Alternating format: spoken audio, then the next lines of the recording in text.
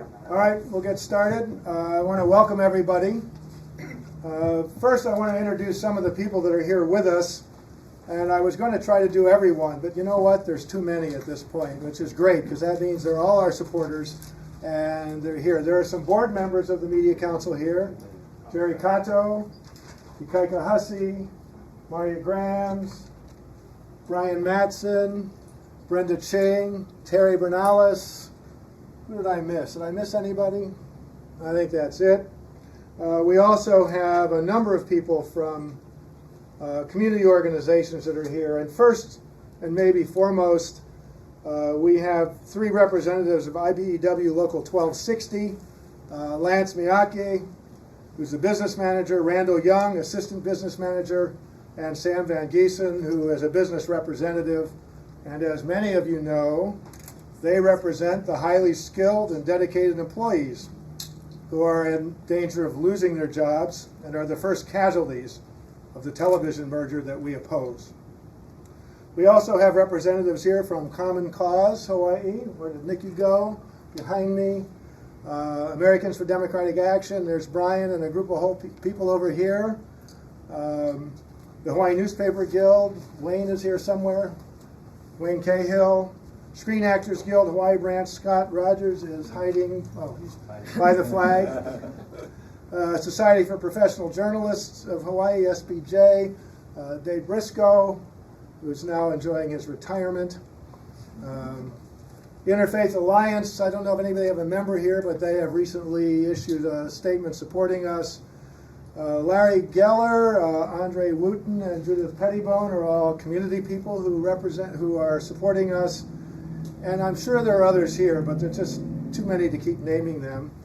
After my brief remarks, you will hear from Professor Cato and then Nikki Love of Common Cause. And then we will go to Angela Campbell and her legal team in Washington, D.C. at Georgetown Law. Today, as you know, our attorneys filed a complaint and request for emergency relief at the Federal Communications Commission, the FCC. It's aimed at stopping the merger of the broadcast operations of Raycom Media's KHNL and K5 and MCG Capital's KGMB. Copies of the main complaint summary are available at the side table, and if anybody wants the full complaint, 95 pages, give me your email and I'll send it. The Media Council and our supporters are taking this action because this merger is not in the public interest. It will harm our community. Broadcasters are granted licenses to use the public airwaves to serve the public interest. This merger violates the FCC principles of public interest and also the FCC's ownership rules that were designed to protect the public. It also violates provisions of the antitrust law that are designed to promote fair competition and reduce barriers to entry into markets. Ours is a small but diverse and very complicated community. By concentrating editorial control, this merger will reduce competition in local news and programming. It will reduce diversity of viewpoints, lower the quality of news and other programming. Our island communities require more, not fewer voices. The Media Council ultimately believes that broadcast stations should be owned and operated locally. And this merger will permit Raycom Media of Alabama to so dominate the marketplace that it will create barriers to any who wish to enter. We are dedicated to involving the public in media policy decisions, and we demand that the public have a place at the table when decisions are made. We're taking this action as a first step towards saving local television, local news, and programming from concentrated control in the hands of a few offshore corporations. I'd like to ask Professor Cato to share a few observations from his perspective as a longtime journalist. Gerald. Thank you, Chris. I think I second everything that Chris has said here today. Our concern here is with saving local television and saving local news. News there was a recent study that says that most people get their local news from television. Television is an important form of informing our public about what's going on in government, in corporations, in Hawaii. And I think in that sense that we need more local news, not less. And this consolidation that's been proposed will ultimately result in having less news, less access to diverse viewpoints, less competition among news organizations. We need to preserve the public interest in news and have more news organizations, more journalists out there, not less. And that's why we're bringing this complaint to the FCC. Chris? Thank you, Gerald. Nikki Love represents Common Cause Hawaii, and what she'll have to say really reflects a lot of what many community organizations have told us. Nikki? Aloha, my name is Nikki Love. I'm coordinator for Common Cause Hawaii. We're a nonpartisan advocacy organization that aims to strengthen participation of citizens in the political process and to hold power accountable to the public interest. We are extremely concerned about the merging of these television stations and what that will mean for local news in Hawaii. We think a vibrant democracy depends on robust reporting from diverse sources and viewpoints. With fewer options for local news, the public will lose out in two major ways. First, from the perspective of the newsmakers, such as politicians, community leaders, and citizen activists like us, there will be fewer potential outlets for expression. That means less opportunity for new and diverse views to reach the airwaves and access and reach the public. From the perspective of the viewer, it reduces the diversity of what we see, and we will have fewer choices of the lenses through which we can find out about the news in our community. So we just want to thank Chris, Connie Bear, and the Media Council, and everyone else in this room for taking on this important cause. Thank you. Thank you, Nikki. Now we're going to go to the Institute for Public Representation at Georgetown Law. Angela Campbell, Professor Campbell, is the lead attorney in our legal team. You see her here on a Skype video hookup. And Angela, could you introduce yourself and your team members? Yes, Gary. Good morning, everyone. I'm Angela Campbell. I'm the director of the Institute for Public Representation at Georgetown Law. And I would like to introduce the legal team that worked together with the Media Council to draft this complaint that we filed with the FCC today. On my right is Andrew Lewis. On my left, Adrian Bidding and Joe O'Connor. The complaint that we filed with the FCC today asks the FCC to stop Raycom's acquisition of KGMB. The legal basis for the complaint is that the agreement violates federal law in two important ways. First, the Communications Act requires prior FCC approval of any transfer of a license. The FCC looks beyond the name of the agreement to see who is going to be controlling the programming, the finances, and the personnel. Here it is clear that under this deal, Raycom will control the programming, the finances, and the personnel at KGMB. Second, this transfer is not in the public interest.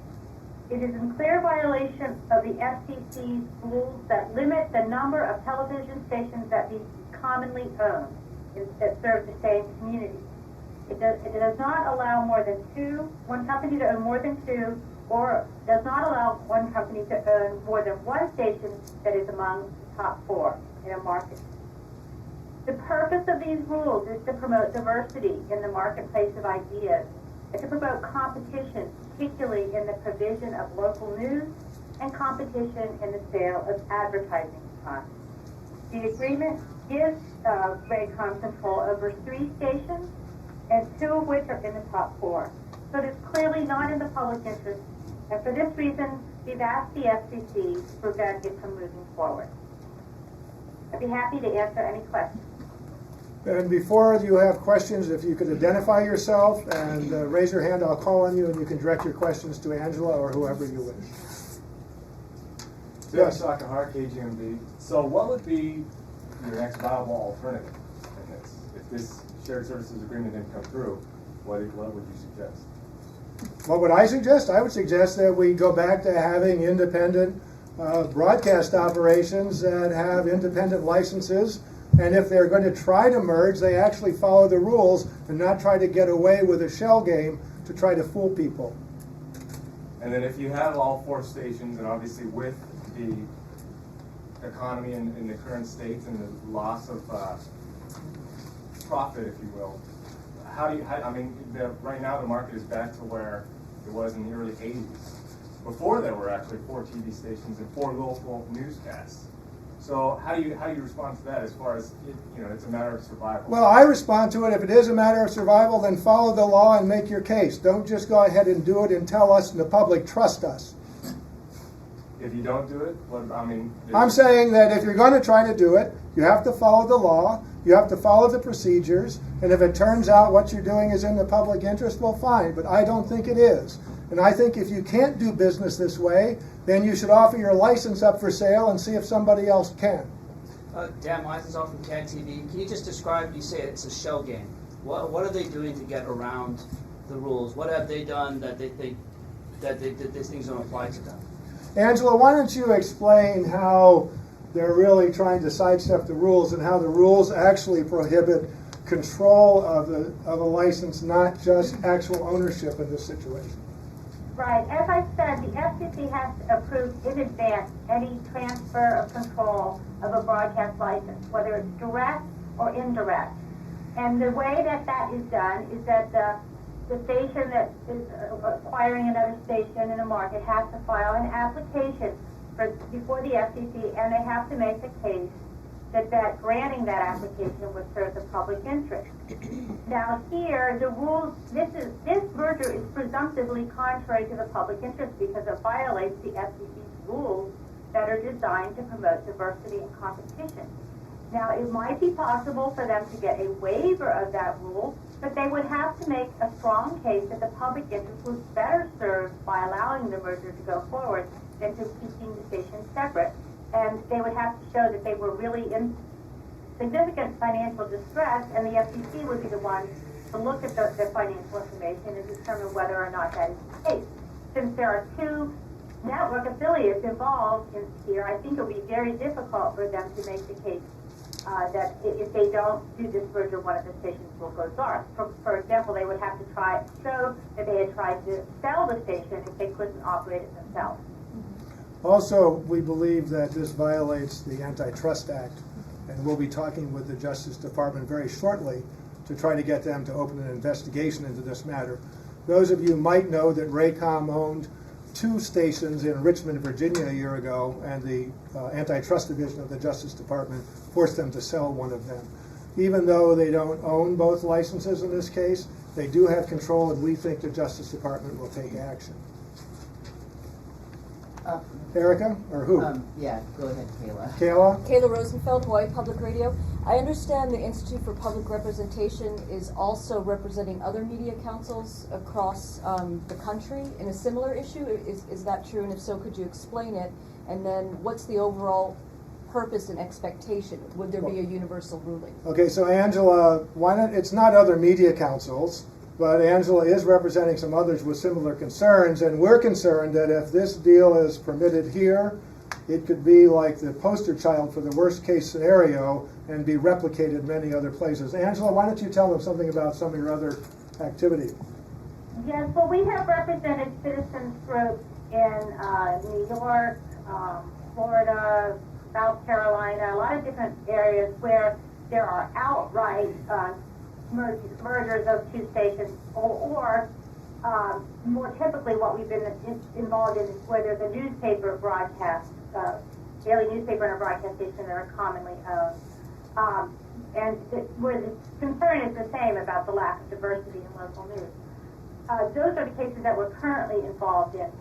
We are looking at some of the other arrangements around the country, and I can't really say at this point whether we would take action in any other community.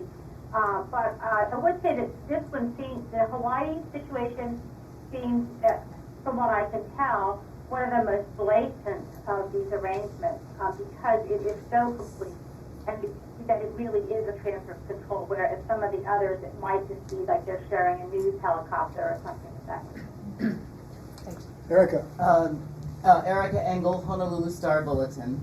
I am wondering if there are any precedents at the FCC. Has the commission ruled on these shared services agreements or, whatever they were called in those particular cases? Is there a precedent? No, these shared services arrangements have only sort of surfaced. I think the first one started in January of this year. So this is a very new phenomenon. So this, as far as I know, would be the first time the commission's really looked at them. Thank you. Other questions? What sort of, obviously the wheels are already in motion. Identify yourself again, please. Tim, Sakura, KGMB. The wheels are already in motion. So what sort of timeline are you looking at? Do you think it could be done in time? Angela, explain what we've asked in our complaint. Yes, we've asked for interim relief, what's called a standstill order, to ask the commission to order the parties to maintain their current separate control while the commission actually investigates. And what we have asked for is that they issue what's called an order to show cause why the merger should not go forward because of the violation of the rules. That would give both stations a chance to present their case to the FCC if they think that they don't need FCC approval, and then the FCC would decide it. But it would keep the assets and the editorial control separate until after the FCC made a determination. What's the timetable on that? When could that happen? When would the FCC decide if that? Well, we've asked them to do it on an emergency basis because we understand the agreement is supposed to take effect on October 18th. And we hope that they will do that. That's the local agreement, October 18th. Right. So it could happen this week, next week, or when is a ruling expected? Usually the FCC acts at the very last minute, so I would anticipate it would probably be closer to the 18th. But I hope they will act quickly. Yes. They don't act if nothing Could you happens. identify yourself, please? I'm Bruce from Channel 2. I'm just a camera guy. They're If they good. don't act in this, the FCC doesn't go ahead and make a decision or act within this time period, what happens then? If this merger just happened and the rest of us? Well, I think they would have to, they could do it, but they would do it under it'd be at their own risk, that the FCC could still find that they're in violation of the rules and require them to separate. So I think that would be a great risk for them to do that, but if the FCC didn't act, they could. Just an additional comment, if you remember the super ferry? Well, if the FCC acts after this and everybody has torn down their transmitters and moved and everything else, and then the FCC decides in our favor, it'll all have to be undone. I'm sorry, Adrienne LaFrance with Honolulu Weekly. If the FCC were to decide that this merger shouldn't go forward, are there any other consequences, or is it just stopping a merger? Would there be fines in place or issued if it was a retroactive decision? That would be up to the FCC to decide. If they certainly could assess fines for violations of their rules. Do you know how much it might be? I sorry, Joe. Okay. I think Kayla, you had one, and then Rick. I'd like to ask, since you're in a position to have been discussing the merger and the outcome of it with many of the local media representatives, what is your feeling on how we as an industry, a media industry here in the state, responded to this quote-unquote crisis? Did we respond in an appropriate manner? Was there too much, this is too small of a community, let's not step on anybody's toes? How'd we do? Some of each. Some people did almost nothing, and other people did a lot of coverage. I mean, I don't want to name names, but there are some people who have really done a fantastic job researching and covering this. And there have been a couple of places where they've only mentioned us as a community group that's opposed.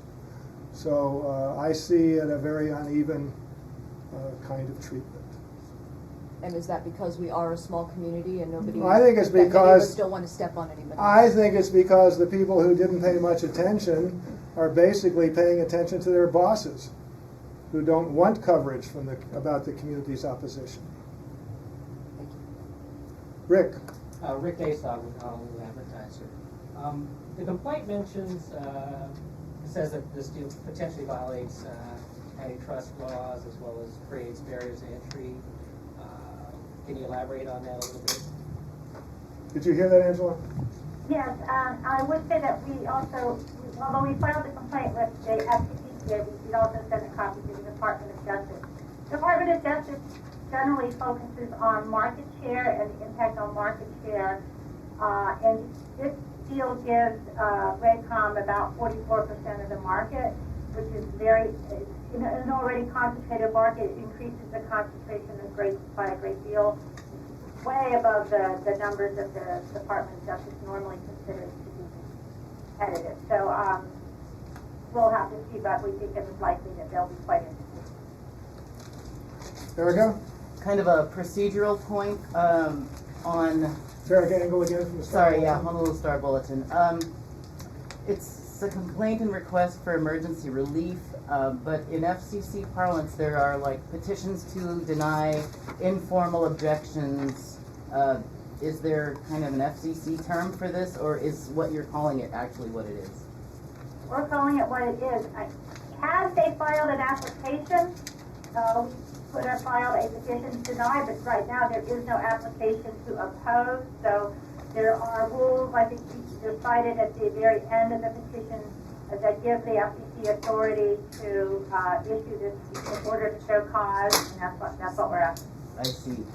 I'm not even sure there's been applications about moving transmitters and points of origin and things, because I try to follow the FCC's website on those matters, and I'm not fantastic at it, but I haven't seen any applications of that sort, and yet we know work is already being done in that direction.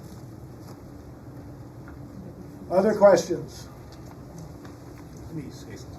Jerry Cocktail. I just want to make a point, put my professor hat on here, to remind everybody who owns the airwaves.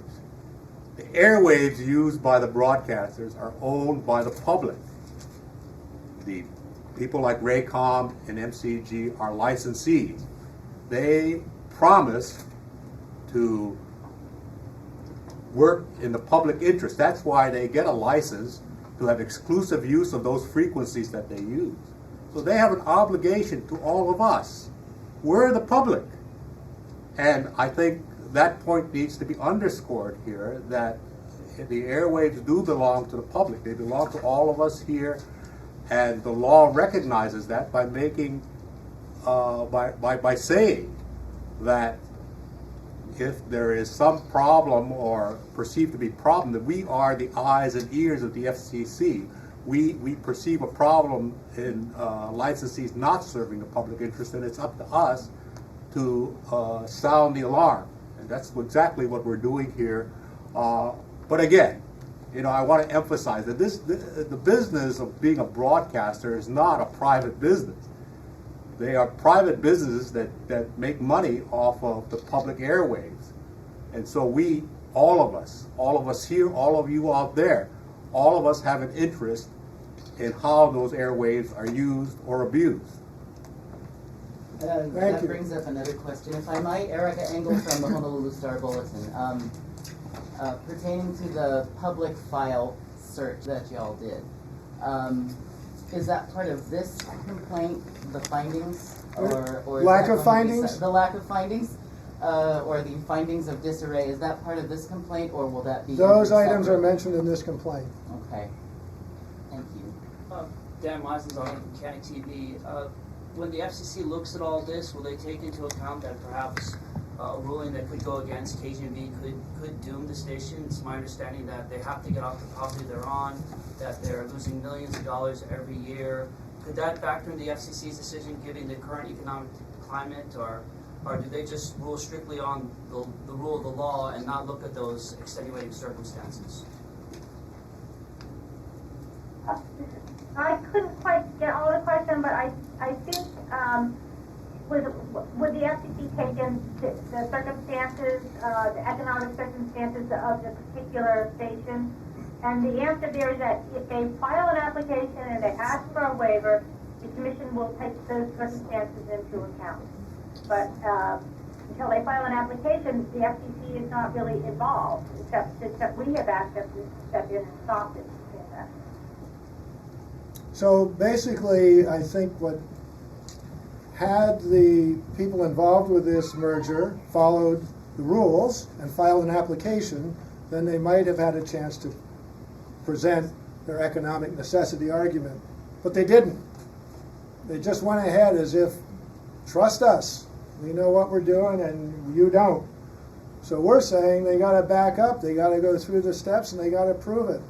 It's easy enough to make a statement, and I'm not the businessman who decided to sell the property out from under the station.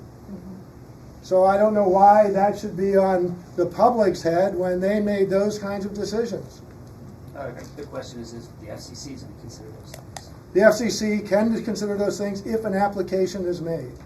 So if the application is not made, then they won't consider the economic or the viability of a company that's in the process of something like this. Angela? The FCC does not guarantee that everybody who has a broadcast license will make a profit. And if this company has paid too much for the station and can't make a profit, then they can sell the station. The FCC is concerned that whoever has that license is serving the public interest. It doesn't really matter who owns the license as long as they're serving the public interest. So if they can't make money, then fine, they should sell it. Or give it back and let the FCC auction it off to somebody that wants the license and wants to provide independently produced programming. Any other questions? I would just ask Andre? the professor, are you aware of any other cases in which the FCC has required a station holder to divest or sell the license when they have ruled that they haven't acted in the public interest? There are a number of cases where acquisitions are made where the FCC does require divestiture. And not only that, the Justice Department can require divestiture as well if it violates the antitrust law, as was done in Richmond, Virginia last year to Raycom Properties. Wayne Cahill? If I could make a comment, I think I can be heard from here. Why don't you step out here where Step you can up be seen here. as well? Wayne's the executive with the Newspaper Guild of Hawaii. The Hawaii Newspaper Guild. I would just point out that it was just 10 years and a few days ago that the owner of the Star Bulletin wanted to close that newspaper after getting a $26 million payoff from the Gannett Corporation. And that owner said, the newspaper has no value, I'm not putting it up for sale, that it can't operate. Well, 10 years later, the Star Bulletin is operating independent of Gannett now. So just the trust me argument that we're not making money, we might have to close.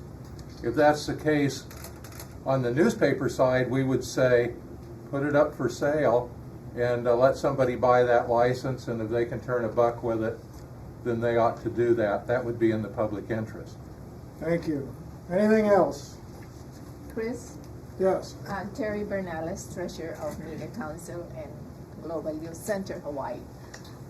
Perhaps a comment on who Raycom is and where they are, and that would be also appropriate Well, at this time. you probably all know that Raycom Media is based in Alabama.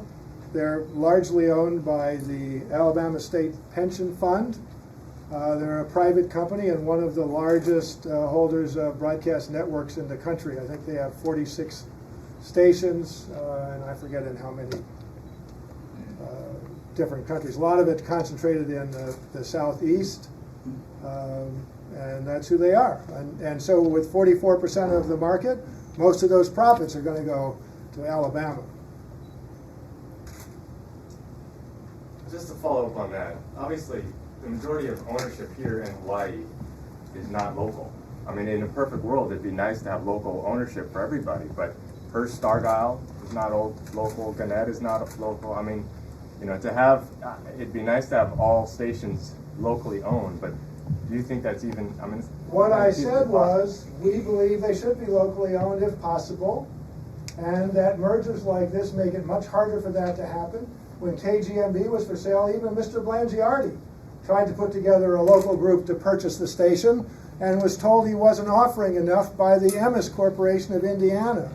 There were several other people in the local community who were interested, but were told they weren't able to meet the price that was set by the offshore owner. So there have been opportunities for local ownership. It's just that the offshore owners who've been controlling things require prices that are out of perhaps the local price range. You know, let me add something to that. I think there are obviously, Raycom is a highly concentrated company on the national level. They control 40 some odd stations. I think one of the problems here is having companies like Raycom, which have media conglomerates on the mainland, beginning this process of extending their control in the local media. You know, I would rather see, I mean, under the circumstance, I would rather see all of the stations owned locally. In the alternative, you know, I would rather see 4 stations owned by different companies rather than having a Raycom or another big company on the mainland come in and say, well, we're going to further consolidate the local market and we're going to, Raycom's going to own 2 or 3 stations here to add to the 40 some odd stations they own nationally and extend their concentration to local markets like Hawaii and elsewhere. Clearly, you know, this agreement has implications way beyond Hawaii, because if Raycom can do this in Hawaii, it's very clear that their intention is to go out to other local markets around the country and do the same thing, and then you'll have highly concentrated local markets in addition to the national concentration. And I think that is going to be harmful to the public interest and public purpose in media. Actually, I forgot to thank another group that's helping us. It's the Free Press Organization in Washington, D.C., and their slogan is "Reform the Media, Transform Democracy." Essentially, a robust and well-working democracy requires lots of sources of information. It requires competition. It requires many viewpoints that reflect the diversity of our community and communities across the country. And we think by getting the public involved in these decisions, we will see more and more of that happen. Anything else? Erica? Are there other markets on the mainland the size of Honolulu, to keep in line with ownership, you know, restrictions? Are there other markets in Honolulu, the size of Honolulu on the mainland, that have this sort of triopoly agreement? Angela, are you aware of any that are as small as we are that have the same kind of concentration? Yeah, I'm not. There's a distinction between a triopoly, which there are some in major markets, which are because they have temporary waivers, and these shared news ventures, which actually are in both large and small markets, can sometimes involve up to 4 or 5 stations. But and those I think are problematic as well, but they're not as blatantly unlawful as the one in Honolulu, to my knowledge. We haven't heard the kinds of complaints from communities like we've heard from the council. One more, anything else? Rick? One final question. How have these shared services agreement work elsewhere? Have they been the economic cure that these people, a lot of these station owners say they will be? Have they worked out? Angela, do you know, I've read some reports that say actually shared services agreement have not been the economic boom that has been promised. And in fact, in several places, they haven't really been that successful in terms of the bottom line of the people that have entered into those ventures. But at the top of my head, I don't have exactly who that is. I just recall reading those facts. I don't know, Angela, are you aware of some of that? I am not. As I said, these are really new.